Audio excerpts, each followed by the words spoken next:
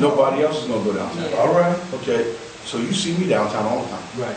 Okay, that's why I chose this office, because I like to be downtown. We got to do away with the perception that the city is not safe. Okay, just because we're black or brown doesn't mean that we're criminals. That's right. Okay, and just because we're standing in the corner doesn't mean that we're doing something illegal. Okay, but you do have to engage them. Okay, that's the first thing. Kill the perception. Change that perception that the city is unsafe. Then I would knock on the door and I would probably ask Governor Christie to have a discussion about what's called space management. Okay. Inside the state capitol, they currently have shops and everything. You know that? Yep. Restaurants and cafeterias and everything. I would ask them very nicely, can we work out a deal where you do away with those and allow your people to come back outside so that they can engage our people? But we do need to up the product. Okay. And in order to up the product, we need to talk to organizations like TVA and let them know, look, stop bringing us the dollar store. That's right. You know, give us some respect. You know, if we will buy, because we have money. That's right. But we don't need the dollar store. No. You know, and that would definitely help us change that. But now, people are always going to talk about what's your security plan for downtown. Okay. So I got to talk about that. Okay. You have the state police, you have the Mercer County Police, and then you have our attorney police. We need to create a joint force there. All right. We can create a business district, right, that outlines or squares off where most of these buildings are and where these people travel every day. Whenever you travel abroad or anywhere else, they have what they call tourist districts. And in those tourist districts, what they have is elevated or enhanced penalties. If you commit a crime in those areas, then they have enhanced penalties. That's to keep the people who want to commit crime or want to hurt people who are doing business down there away. And they understand. Don't come in here because this is our livelihood. Right. And people will understand it. We do it right now when it comes to schools. Right. We have enhanced penalties. Right. We can introduce that into our business district. Okay. But we got to be smart about what we do. So understanding the tools that are already available to us and using them properly, we can get away with this. Very well said. All right, let's bring it to the forefront and we can close this out. How does Paul Perez come here, jump in the fight, and knock off a few people who are already solidified here, and now moves himself into a runoff? You know, there's some people saying, man, how do you do that? So what was people's decision to run with Paul Perez? And then talk a little bit about how people arrived at moving past old vanguards for the new tradition. Talk a little bit about it. But when you spend a lifetime practicing on how to hurt people, you get good at it. Yeah, I like that. And then what happens is you don't know how to help people. Right? So all I had to do was come in and demonstrate that I know how to listen, that I know how to stretch my hand out, that I know how to welcome them into my team, and that we can work together. And when they saw that, at first, there was rejection. Right. Because it was abnormal. Okay. And then we had to work with them and condition them and say, guess what? This is normal. Okay. That what you're used to is abnormal. Right. Then it became very easy for them to reject what they have seen. Okay? 30 years, 24 years of post-civil rights opportunity. Nobody did this to us. Okay. We did it to ourselves. And we can count the different names of who were the ones who benefited the most while our people continue to suffer. And then guess what? They're back.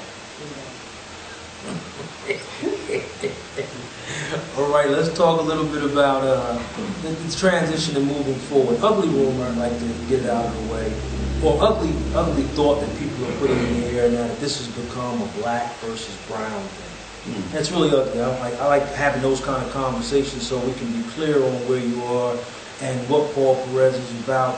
Can you dispel that's not what this is about? This really should be about unifying all of Toronto. You mentioned 32 different cultures here. So why is there this ugly stigma of now this is Paul Perez versus black versus brown? Can you straighten that out? That's some people. That's that group of people that know how to hurt people. Right.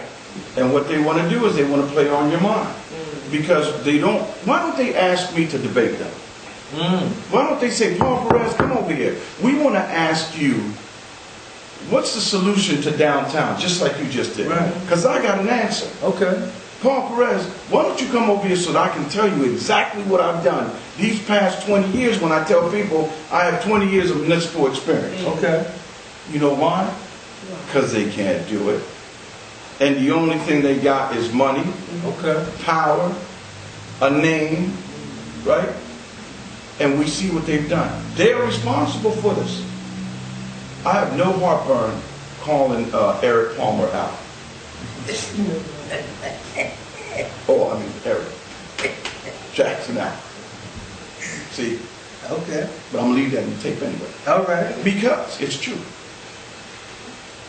Eric, you know, during this whole campaign, and I hope that he sees this thing, I treated him with respect. I gave him my hand. I gave him a hug.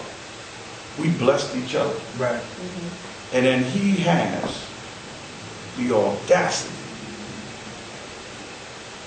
to try and discredit what I have personally worked for the past 30 years. That demonstrates to you that what I've been telling you is true. They do this to me. I guarantee you they're going to do it to you. Unfortunately, for the most people who don't know, they don't realize it's being done to them. And that's why we have what we have.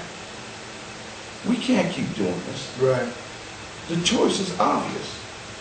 That's why the people are almost in an uprising in the street. We go through that street, nobody is talking about color but them. Right. Nobody. Not one. Edith Savage Jennings just endorsed me yesterday. And she said, this election is not about race, it's about character.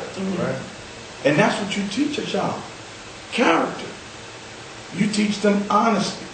You teach them standards, principles to live by and to uphold. That's the new vision for Trenton. Okay, we'll go 2 more questions and we'll close it out. So we've reached out there, Jackson, so we're gonna see if he will do the same. But here's a question, so we're on record with it. Would you like to have another debate with him? Because now would be ideal. Before we had 9,000 people, so you had to hear little snippets of their campaigns, but now it's 2 people. We can hear, you extensively go into your platform. You can actually debate, and you guys can lay out the facts about where you are and where you're taking the city. Would you like to debate, Eric Jackson? The answer to that is obvious, absolutely. And then I'm going to give you some homework, Eric. Look, education. You need to understand what early intervention means. Okay? Let's do that. Okay? And we need to understand that we need a roadmap to success for our children. Okay? That includes the parents, the teachers, a new board of education, and a superintendent who wants to be here. That's what we need to do first. Okay? Then the next thing that we need to do is get middle schools and concentrate on solidifying the basic educational principles learned in middle schools to teach our kids, not about high school, but beyond high school, so that they can know that it's not a dead end at 12th grade. They need to know that they're going to be competitive beyond high school. So there's a snippet about my education platform, which is the most key to what we're doing. The fact that we need to understand that that is our #1 asset in this city. That's like gold. And we need to concentrate on that. $286 million. What are you doing with that money? What are you doing with that money? In that one debate, he said we need more money. You haven't even counted the money we have. And we need more money. We need real leadership. That's what we need. We need somebody that understands how the world looks beyond this border. We need to be able to have reach-back capabilities so that we can bring smart people in that can say, you know what, Trent is not that bad, and I want to help. We need to be ready to say, I don't have all the answers. We need to be ready to say, I need you, come on in here. Okay? Not put on a nice suit and walk around and have somebody chauffeur you around. Now, I'm being chauffeured because they keep attacking me, though. Okay, I wanna put that out there too. Put it out there. It's out there, all right?